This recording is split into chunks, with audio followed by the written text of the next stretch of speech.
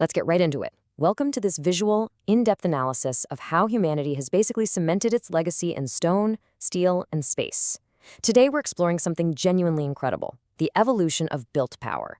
Because, when you look at a building, you aren't just seeing walls and a roof. You're actually looking at the ambitions, the deep-seated anxieties, and the sheer willpower of the people who laid those foundations. In this explainer, we're taking a high-energy journey through architectural history, tracing exactly how civilizations have used architecture to dominate, to survive, and ultimately to evolve. Okay, let's dive into this. We've got 5 key parts today. First, gods, kings, and eternity. Second, Roman power and public life. Third, wonders of the ancient world. Fourth, shaping the Ottoman city. And finally, building the Ottoman mind. So think about this for a second. What does a civilization's architecture actually say about its greatest fears and desires? Because ultimately, buildings are the ultimate projection of a society's core values. They show us exactly what an empire desperately wanted to be remembered for, long, long after its rulers turned to dust. Part 1. Gods, Kings, and Eternity. Okay, consider this stark contrast. In Pasargadae, the very first Persian capital, we find the tomb of Cyrus the Great. It's strikingly simple, right? Just a monumental but totally unadorned stone tomb. Now compare that to Giza. Over there, rulers sought immortality through absolute intimidation. You've got the massive pyramids of Khufu, Khafre, and Menkaure. And guarding the whole shebang, the Great Sphinx, this colossal lion statue bearing the literal face of a pharaoh, parked right in front of Khafre's pyramid. It's 2 totally different rulers and 2 radically different ways to say to the world, I was here. And this brilliantly illustrates how architecture honored the divine in completely contrasting ways, even within the exact same city. Take the Parthenon, a monumental marvel dedicated to Athena Parthenos, famously decked out with the grand sculptures of Phidias. But then, right next door, you have the Erechtheion. It utilizes the elegant Ionic order and features that famous intricate balcony supported by caryatids, which are columns carved perfectly into the shape of women. So you have immense, imposing strength paired right next to delicate, incredible precision. Moving on to part 2, Roman power and public life. For the Romans, you have to understand architecture was pure, unapologetic propaganda. Take the Pax Romana, the ideological Roman peace brought about by Emperor Augustus. He didn't just want people to feel the peace, he needed them to literally see it. So what does he do? He builds the Ara Pacis, the altar of peace, and covers it in these incredibly intricate reliefs. It was just a brilliant way of carving his political narrative directly into the public memory. You literally couldn't walk through the city without being visually reminded of exactly who brought you stability. But hey, Rome wasn't just about peaceful altars, right? It was about absolute control over the masses. Look at how they mapped out their spaces. The Colosseum, or Amphitheatrum Flavium, was this giant oval arena built for the blood, the roar, and the sheer spectacle of gladiator fights. Visceral entertainment, pure and simple, meant to distract and awe the public. Now, contrast that spectacle with the Forum Romanum. This was the bustling, complex machinery of the empire, the absolute center of commercial, political, and religious life, where the real, day-to-day power was actually wielded. And even within that forum, power wasn't just found hanging out in open squares. It was housed in massive, imposing structures like the Maxentius Basilica. This was the largest vaulted justice and administrative basilica in the entire Roman Forum. I mean, imagine walking into a hall with vaults that insanely high, just to pay a tax or face a judge. The building itself was engineered to make you feel tiny, all while highlighting the immense, sheltering power of the imperial administration. Now, if you ever wonder what a Roman emperor did with his unlimited power and boundless wealth, look no further than Hadrian's villa in Tivoli. This wasn't just a summer house. It was a massive palace complex. Think of it as the ultimate billionaire's travel scrapbook. Emperor Hadrian literally built replicas of his favorite structures from his imperial travels all over the world. He basically brought the best of the known geography right to his own backyard. So Rome was constantly doing this balancing act between the divine and the militaristic. On one hand, we have the spiritual sphere, the pantheon. Dedicated to all gods, it draws your gaze all the way up through its famous oculus, or eye, directly up to the heavens. But then, on the other hand, we have earthly, grounded military might, Trajan's column. This thing forces you to look at a spiral relief band detailing Emperor Trajan's brutal worldly victory over Dacia.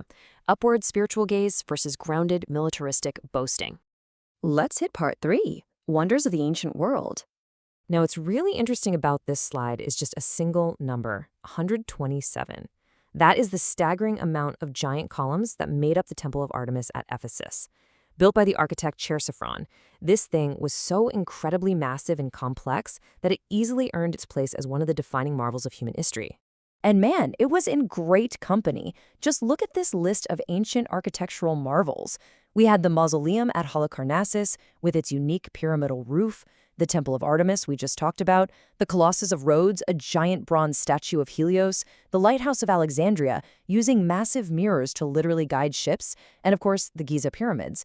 But here is the most striking takeaway from all of this. Of all these ancient wonders, only the Pyramid of Khufu actually survives to this day. And this brings us to a really crucial thematic pivot in our explainer. For centuries, as we just saw with Rome's arenas and victory columns, empires built monuments of conquest. They built things to intimidate, to entertain, and to demand submission. But as time went on, actual survival required something totally different. It required institutions of progress. So we're going to shift our narrative now to see how the Ottoman Empire, rather than just building to conquer, shifted to building to modernize, to educate, and to organize its society. Part 4, Shaping the Ottoman City. So contrast the chaotic imperial excess of Rome with this kind of quiet, bureaucratic order. This is the Ebniya Nizam Nemesi, the groundbreaking 19th century Ottoman zoning law. It didn't mandate giant golden statues, right? Instead, it introduced highly functional urban progress. 1. Regulating building heights. 2. Defining street widths. And 3. Banning wooden structures to prevent those devastating fires that always plague the city. This is a perfect example of architecture acting as public safety and civic organization. But, and this is key, they didn't leave their identity behind in the pursuit of modernity. Between 1908 and 1930, we see the rise of the first national architecture movement, or the Milli Mimari Renaissance. This movement took classical Ottoman motifs, the signature domes, the graceful arches, the intricate tiles, and deliberately applied them to modern public buildings. It was just a brilliant way to project a modern functioning state while remaining deeply, deeply rooted in a historical national identity. And our final section, Part 5, Building the Ottoman Mind. Let's track how this physical evolution builds over the centuries. In the 15th century, you have Fatih Sultan Mehmed establishing the Sahan Saman and the preparatory to Timim madrasas, plus that super elite Enderun school inside Topkapi Palace for visitors. But watch how it shifts.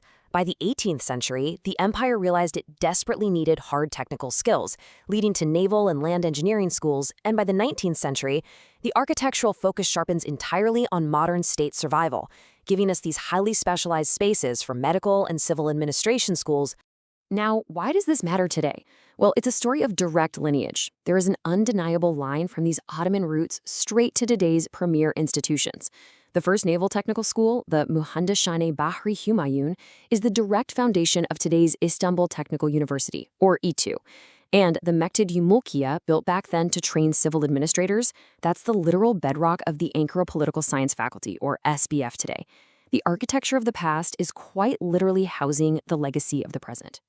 And honestly, perhaps nothing illustrates this shift toward the future better than this specific structure in Haydarpaşa, the Mektebi Tıbbiye Şahane. This was the Ottoman Empire's first modern medical faculty building. This massive, prominent structure wasn't built for a gladiator fight, and it sure wasn't a tomb for a king. It was the ultimate physical embodiment of an empire declaring in stone that science, medicine, and public health were absolutely its highest priorities for survival. And that brings us to the end of our visual analysis today, leaving us with one vital, overarching question. From the simple stone tomb of Cyrus all the way to the intricate medical schools of the Ottoman era, our buildings outlive us. They stand around as the silent witnesses to what we prioritized as a society. So as you look around at the glass skyscrapers, the sprawling server farms, and the modern structures in your own life, what will today's architecture tell the future about what we valued most? Thanks so much for exploring this with us, and keep looking closely at the walls around you.